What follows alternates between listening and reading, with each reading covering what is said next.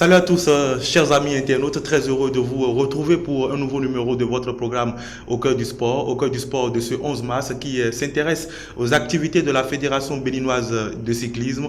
Trois as vont donc meubler nos discussions. Déjà la course de détection qu'il y a eu dans la ville de Niki, c'est dans la partie septentrionale du pays. On parlera également du Tour du Bénin qui, semble-t-il, est en train d'être reporté à cause du coronavirus qui sévit aux quatre coins de la planète. Et puis on parlera également d'une question très cruciale, le sponsoring du sport béninois et surtout du cyclisme béninois. Pour en parler, on reçoit pour vous Romuald Razoumen. Il est le président de la Fédération béninoise de cyclisme. Romuald Razoumen, bonjour et bienvenue. Bonjour, Merci de m'avoir invité. Voilà, merci aussi d'accepter notre invitation. Alors, on va donc commencer, comme je l'ai dit, par parler de vos activités, notamment la dernière en date, c'est cette course de détection qu'il y a eu à Niki. Déjà, pourquoi initier une course de détection? Non, depuis que nous avons pris la direction de la Fédération béninoise de cyclisme, nous avons pensé que le cyclisme ne doit pas être seulement l'affaire de Cotonou et de Porto Novo, et à la rigueur de la région centre à Boycon. Bien sûr. Donc voilà, là où ça s'arrêtait avant. Nous avons pensé qu'il y a des cyclistes partout dans le Bénin et que le peuple béninois, partout où il réside sur le territoire, a aussi droit au sport, a aussi droit à cette vulgarisation non, on dit pas vulgarisation, on dit vulgarisation de tous les sports. Donc le rôle de la fédération est de pouvoir mettre un peu partout le sport béninois. C'est-à-dire que nous avons décidé d'aller dans les communes, de choisir 4 communes par an et de faire une course où nous détectons des jeunes qui sont des jeunes motivés, qui ont envie de faire du vélo et qui savent faire du vélo. Voilà. Donc voilà la situation. Donc aujourd'hui, on a fait Glazoué, on a fait Djougou, on a fait Banikwara, on a fait Lokossa. Et récemment, au début mars, c'était le samedi 7 mars. Oui, nous étions à Niki. Et c'était très bien. Il y avait une belle fête à Niki. Beaucoup de monde sont sortis. Et puis, on a recensé les meilleurs. Et puis, il y a déjà un club qui est créé à Niki. Un club spécialement de filles, d'après ce que nous savons. Oui. Mais nous allons aider ce club à mettre quelques jeunes garçons dans leur équipe pour voir ce que ça donne. Alors, revenons d'abord sur le déroulé de cette course. Vous avez dit que c'était une très belle fête. On m'a soufflé que même l'autorité communale s'en est mêlée. Est-ce que vous avez senti vraiment de l'engouement, même de la part du maire? Il paraît même qu'il a été un acteur majeur dans la mobilisation des élèves qui ont participé à cette course-là. Oui, vous voyez, quand vous arrivez dans une ville comme ça, où il y a un travail préalablement qui devait être fait, qui n'a pas été fait comme il fallait, parce que la personne qui était en charge de ça n'a pas, malgré les moyens qu'elle avait, n'a pas fait ce qu'il fallait faire à cause de la compétence. Et qu'une autre équipe soit envoyée pour faire ce boulot à la dernière minute, on a vu l'accueil du maire, on a vu l'accueil de toute l'équipe de la mairie. Ils nous ont fait une lettre qui a été montrée dans tous les collèges de Niki. Les 3 collèges d'enseignement général. Oui, les 3 collèges d'enseignement général, avec une parade qui a été faite dans les écoles, avec l'association des 3 directeurs de CCG là, qui ont vraiment sensibilisé les élèves. Ils n'ont ménagé aucun moyen pour que nous ayons une réussite de la cause de détention à Niki. Et ça, c'est formidable, c'est absolument incroyable. Ok. Alors, ils se sont vraiment impliqués. On parle de la participation d'une centaine d'élèves, 80 km chez les garçons, 30 chez les filles. Même si peut-être vous n'êtes pas le directeur technique national, quand même vous observez le cyclisme, vous en êtes un grand amoureux. Est-ce que vous sentez justement qu'il y a de la matière, qu'il y a de la pépite à Niki? Oui, mais vous savez, ce qu'on a fait à Niki, c'est rien qu'une forme de sensibilisation, un premier pas pour donner goût aux gens, parce qu'il y a quand même eu 58 cyclistes qui ont fait le déplacement de Cotonou, Porto Novo, Balada, Moricon, Paracou, D'accord. Djougou pour aller à Niki. Aniki. Oui, c'est quand 8 coureurs pour faire une démonstration. Donc le but est pas simplement de voir la petitesse de la dimension, de la distance qui est La distance, oui, parcourue. bien sûr. Non, non. C'est de dire aux gens, voilà, nous avons des professionnels qui courent tout le temps, toute l'année. Vous êtes des amateurs. Si vous voulez devenir comme nous, il faut commencer par là. Donc voilà ce qui se passe. Donc en regardant très bien, ça a été un vrai succès pour nous, un vrai succès pour nous parce que on a été obligé de limiter pour que la course ne dure pas beaucoup plus longtemps, de limiter le nombre d'inscrits. Sinon, on pouvait aller à plus d'une centaine d'habitudes. Si le boulot avait été bien fait auparavant, nous aurons eu les 200 inscrits comme il faut. Effectivement. Ouais. Alors, Président, vous avez parlé des villes comme Banikoara, Glazoué, Djougou et Lokossa qui ont déjà connu ces courses de détection. Oui. Niki, la dernière. Il y aura certainement encore d'autres villes. Mais après avoir parcouru toutes les villes, c'est quoi la suite à donner à ces courses de détection? Non, la suite à donner à ces courses de détection, vous allez voir dans l'équipe nationale aujourd'hui qu'après la course de détection que nous avons eu à Glazoué ou à Lokossa, Oui. il y a un coureur de Tolibocito, c'est comme ça qu'on les a découverts, un coureur de Tolibocito qui est rentré directement dans l'équipe nationale avec 2 autres. Déjà? Oui, bien sûr. Avec 2 autres. Omiatsugi. Était-il déjà si performant pour prétendre être membre de l'équipe nationale? Non, mais ce que vous devez savoir, c'est du talent. Voilà, le sport, c'est du talent d'abord. Quand vous avez du talent, après on vous forme. Après on vous remet les b.a.-ba de la base. Et donc lui, il est dans l'équipe nationale et je peux vous assurer qu'il a contribué à ce que le Bénin quitte la place de nul qu'on avait à la 15e place des nations cyclistes africaines. Voilà. Donc, ça promet. Oui, mais c'est comme ça. Il n'y a pas de secret dans le sport. Est-ce que dans vos... c'est la jeunesse, la fraîcheur et les meilleures personnes à la place qu'il faut. Est-ce que dans vos prospections, il y a des villes peut-être où les gens sont plus prédestinés à la pratique du vélo? Je ne crois pas. Je ne crois pas. Ou des régions? Non, je ne crois pas. C'est-à-dire que si les gens n'ont pas le choix, et c'est le seul sport qu'ils ont, et qui commencent à le faire très jeune, forcément, il y aura des doués qui sortiront, comme au Burkina. Bien sûr. Oui, mais cela ne veut pas dire qu'ils sont les meilleurs au monde. Ils sont peut-être bons en Afrique de l'Ouest, mais ils ne sont pas les meilleurs au monde. Parce que si vous allez en Érythrée, c'est le seul sport que les Érythréens ont. Et si vous regardez très bien, c'est que ces Érythréens aujourd'hui, ils sont parmi les meilleurs en Afrique. C'est la deuxième équipe au classé UCI sur les 54.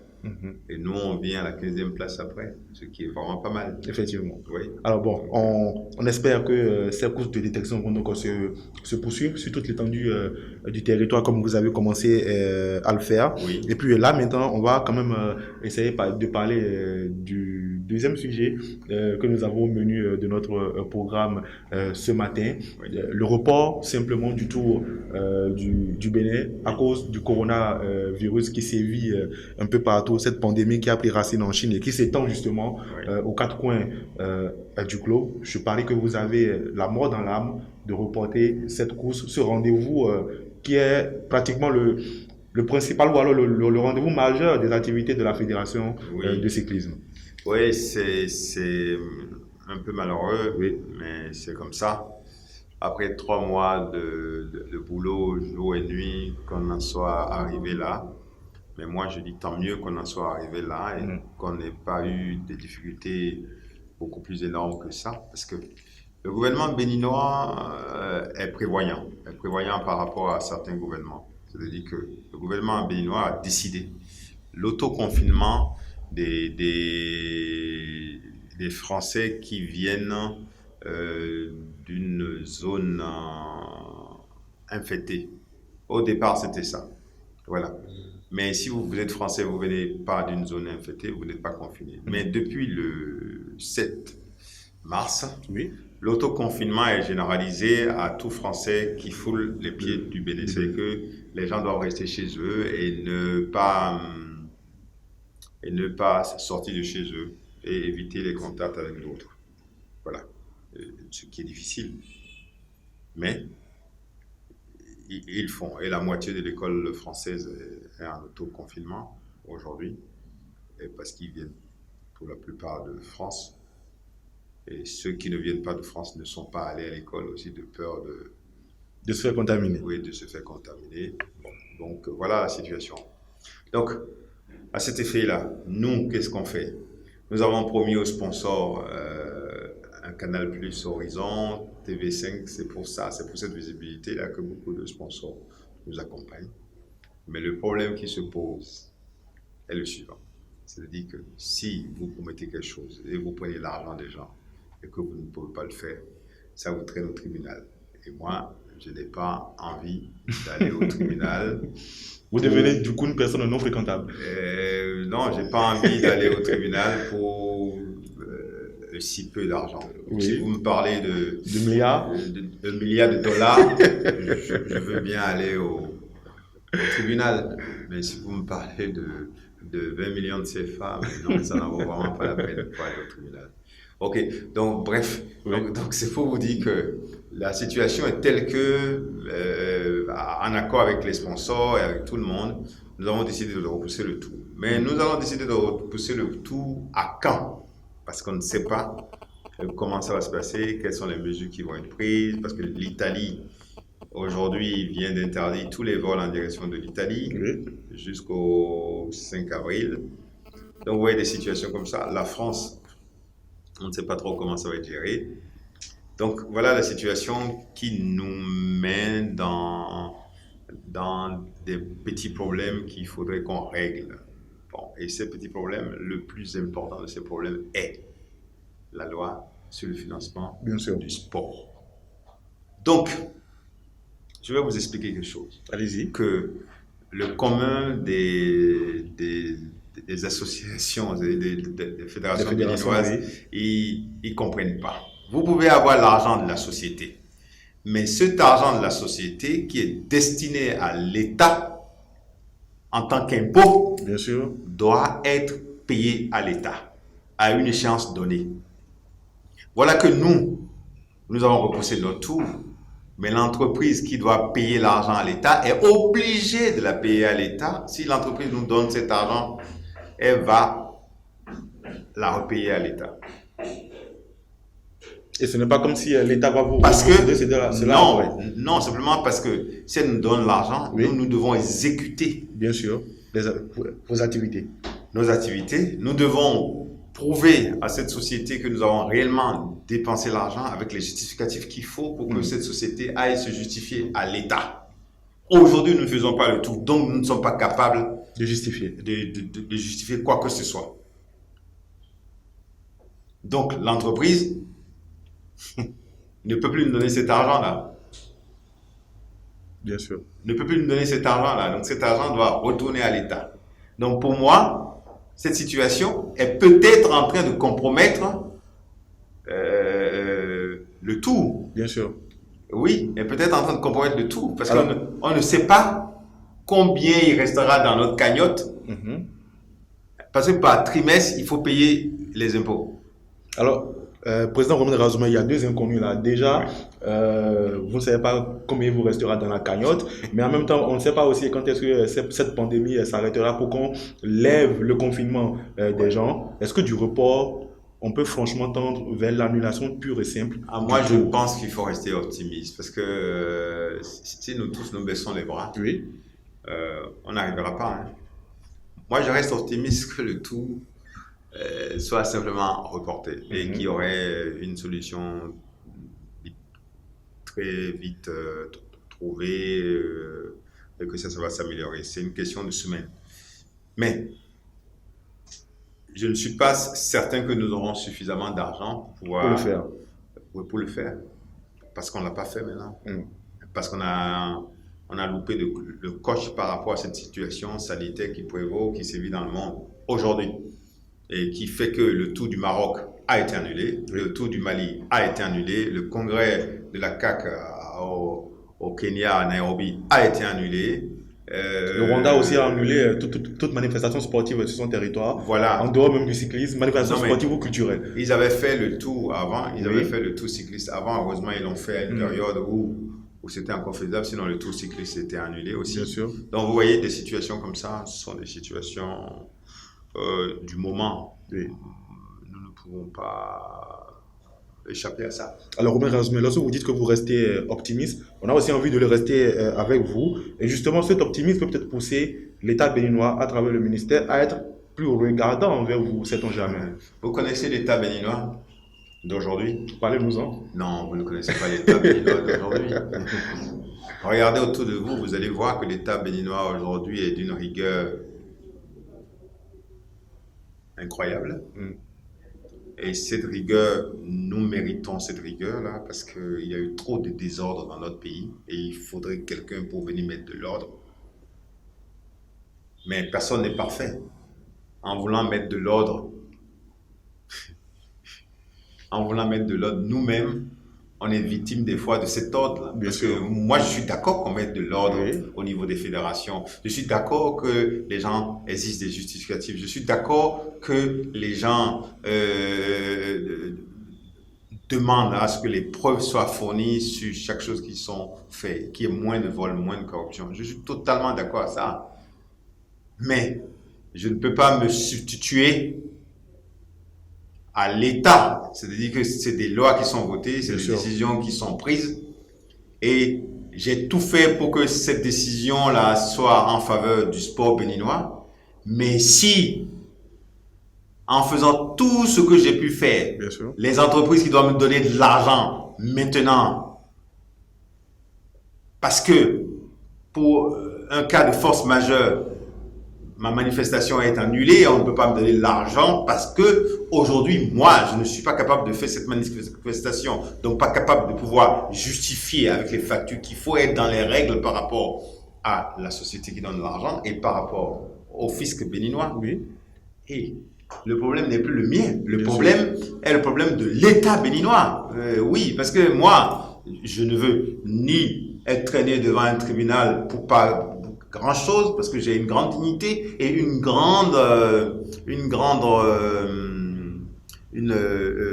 un nom à sauvegarder parce que ce nom c'est celui à défendre. Ce nom c'est celui d'ambassadeur béninois de la culture béninoise dans le monde entier, pas seulement au Bénin, pas seulement au Bénin. Le Bénin c'est pas grand chose, pas seulement au Bénin, mais dans le monde entier, je suis considéré comme un des ambassadeurs béninois de la culture béninoise, comme Timon Oussou, Angélique Kidjo, Germaine Akoni, Isaac de Bancolé, moi. Voilà, on est considéré comme ça. Donc, il ne doit y avoir aucune tâche à notre nom. Donc, c'est pour ça que moi, je me suis toujours battu avec beaucoup de franchise et que je ne fonctionne pas comme fonctionnent les autres. Parce que c'est un acquis à mon niveau, cette reconnaissance mondiale. OK? D'accord. Bon. Donc, si je fais tout et que j'arrive pas, je ne vois pas qui va m'incriminer. Ni l'État ne va m'incriminer, ni les individus ne vont m'incriminer, ni le peuple béninois ne va m'incriminer parce que j'aurais tout fait. J'aurais tout fait. Mais en même temps, vous restez déçu quand même. Non, déçu pourquoi? C'est-à-dire que vous êtes là à vous battre contre quelque chose auquel vous ne devez pas vous battre. Jusqu'à présent, là, pour le tour du Bénin de 2020, là, la seule personne qui a dépensé l'argent de sa poche, c'est moi. Donc, je ne dois rien à personne. Toutes les avances qui ont été faites, c'est moi, c'est de ma poche. Je ne dois rien à personne. Donc, sachez une chose. Moi, Azumé, je vais pouvoir me défendre quand il faudra. Oui, si on me dit, vous n'êtes pas arrivé à faire le tour, je ne suis pas arrivé à faire le tour parce que, bien sûr, voilà, je ne vais pas voler, je ne vais pas tricher, parce que j'ai mon nom à défendre. Et surtout, la réputation que je défends surtout, c'est la réputation de mon pays.